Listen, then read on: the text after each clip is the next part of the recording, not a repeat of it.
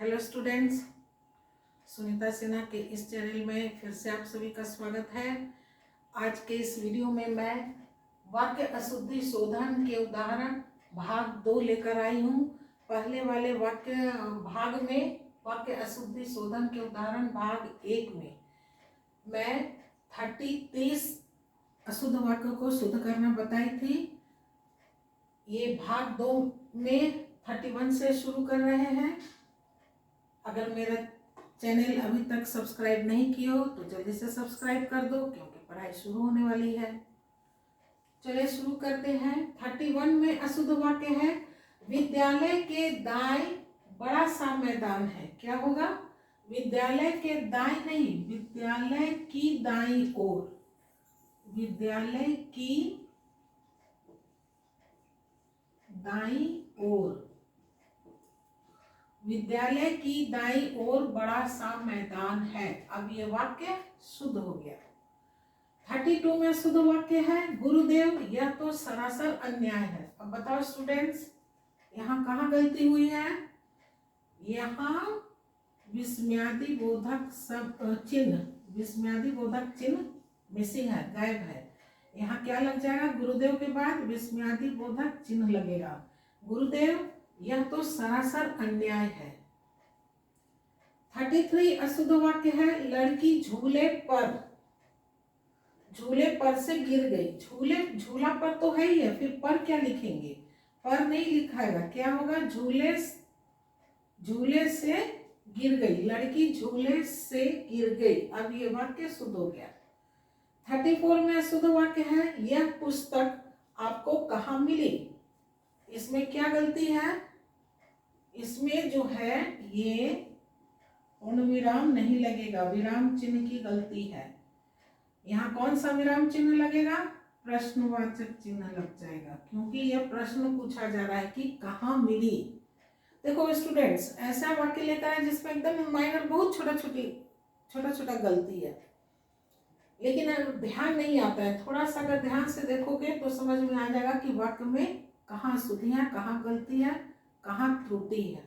उन त्रुटियों को सुधार कर दोगे। 35 में अशुद्ध वाक्य है, आज बजट के ऊपर बहस होगी। बजट के ऊपर नहीं, बजट के ऊपर नहीं होगा। क्या होगा? बजट पर, ये जो टॉपिक है उस पर बहस होगी। आज बजट पर बहस होगी। 36 में है अशुद्ध वाक्य, रेडियो की उत्पत्ति किसने की। अब ये प्रकृति प्रदत्त तो नहीं है रेडियो की, इसकी उत्पत्ति हो जाएगी। तो यहाँ क्या होगा? रेडियो तो मनुष्य द्वारा, इंसान किसी व्यक्ति के द्वारा बनाया गया है, तो आविष्कार होगा रेडियो का आविष्कार। रेडियो का आविष्कार किसने की नहीं, किसने किया। और प्रश्न पूछा जा रहा है तो प्रश्नवाचक चिन्ह लगेगा ही। अब ये वाक्य शुद्ध हो गया, रेडियो का आविष्कार किसने किया। 37 है अशुद्ध वाक्य, घर पर सब कुशल है। अब घर पर नहीं होगा, घर पर नहीं होगा। क्या होगा? घर में, घर पर नहीं होगा, घर में, घर में सब कुशल है। अब ये वाक्य शुद्ध हो गया। 38 में शुद्ध वाक्य है, राम और सीता वन को गई। वन को गई नहीं, वन को गए। 39 में अशुद्ध वाक्य है, आप वहां अवश्य जाओ। अब देखो, जब हम आप बोल रहे हैं, रेस्पेक्ट दे रहे हैं, उनको आदर दे रहे हैं, तो जाओ कैसे बोलेंगे? जाओ नहीं होगा। क्या होगा? जाइए, आप वहां अवश्य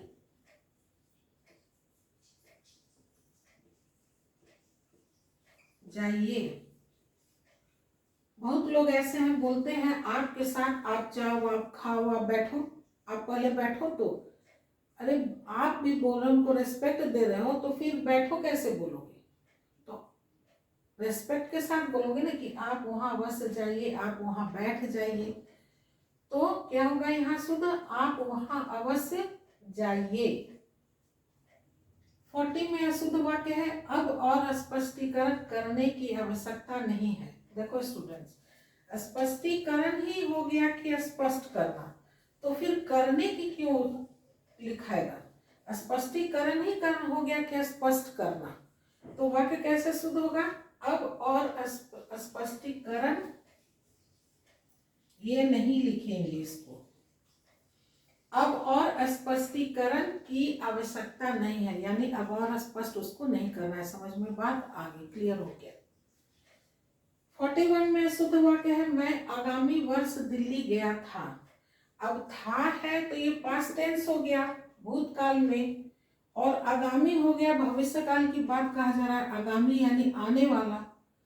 तो पास्ट टेंस में क्या होगा? यहाँ आगामी ना होकर क्या लिखाएगा? पास्ट टेंस का गत। गत यानी पास्ट टेंस का हो गया पिछले वर्ष। मैं गत वर्ष यानी मैं पिछले वर्ष, जो वर्ष बीत गया, दिल्ली गया था। वाक्य कैसे शुद्ध हुआ? मैं गत वर्ष दिल्ली गया था। 42 में है अशुद्ध वाक्य, भिखारी को थोड़ा चावल दे दो। अब भिखारी को थोड़ा नहीं होगा, क्या होगा? थोड़े। एक चावल तो देना नहीं है, चावल तो संख्या में एक से ज्यादा होगा, तो क्या हो जाएगा? थोड़ा ना होकर क्या हो जाएगा? थोड़े। भिखारी को थोड़े चावल दो या दे दो। 43 है, 43 में शुद्ध वाक्य है, वह बड़ा चालाक है। अब बड़ा नहीं होगा, यहाँ क्या होगा? बहुत।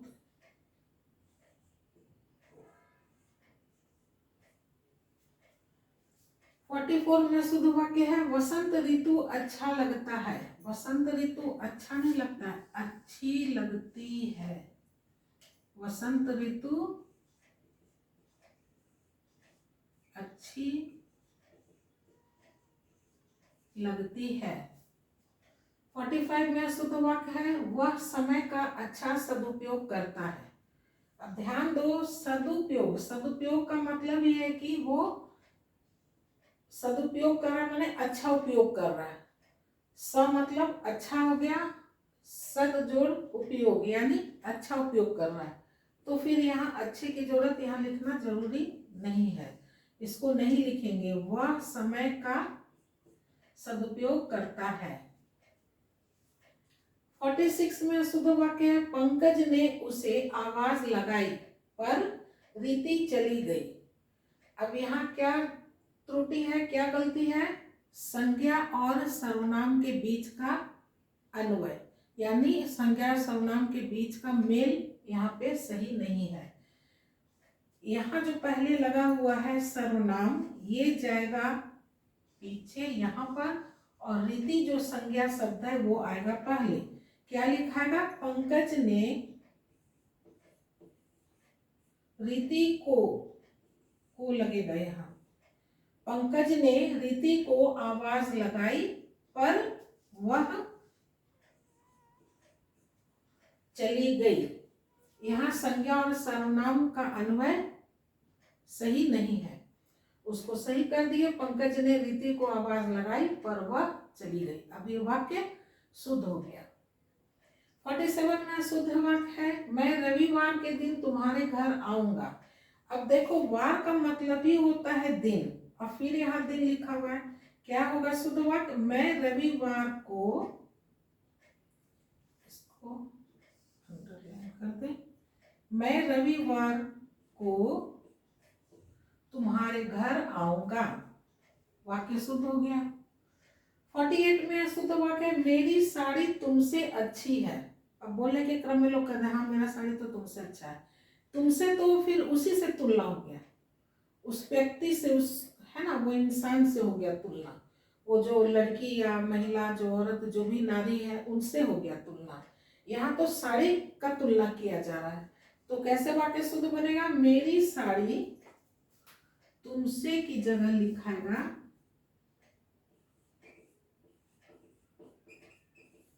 तुम्हारी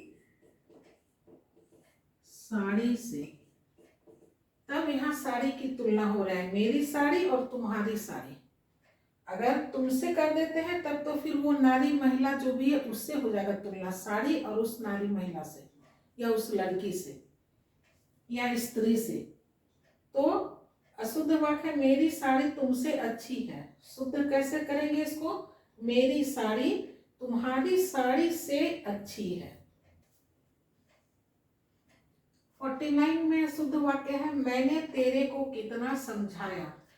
अब ये जो तेरे या तू शब्द जो है ये बड़ा लठमार है। इन शब्दों में न प्यार झलकता है न अपनापन झलकता है, तो ऐसे शब्दों का प्रयोग नहीं करना चाहिए। क्या लिखाएगा? मैंने तुझे, तेरे को के जगह पे तुझे, मैंने तुझे कितना समझाया। बहुत लोग कहते तू जा जा जा, तू बोलने से वो प्यार अपनापन नहीं झलकता। उससे अच्छा तुम जाओ, चले जाओ, तेरे को नहीं कहकर तुझे, तो ये ज्यादा अच्छा लगेगा। मैंने सही ये रहेगा शुद्ध है, मैंने तुझे कितना समझाया। 50वां है 50 अशुद्ध वाक्य एक फूलों की माला चाहिए। अब फूलों की जो माला जो है ये एक फूल से तो नहीं बनेगा, एक माला में कई फूल होंगे, तो ये क्या हो गया? पदक्रम इसमें सही नहीं है। कैसे होगा ये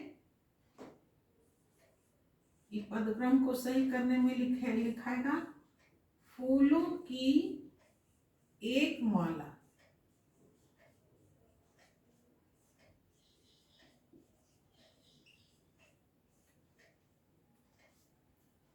एक फूलों की माला नहीं, एक फूलों की माला नहीं बन सकता है। माला बनाने के लिए उसमें कई फूल चाहिए, तो फूलों की एक माला चाहिए। माला हमको एक चाहिए और उस माला में कई फूल होंगे, तो शुद्ध वाक्य कैसे बनेगा? फूलों की एक माला चाहिए, पूर्ण विराम दे देंगे।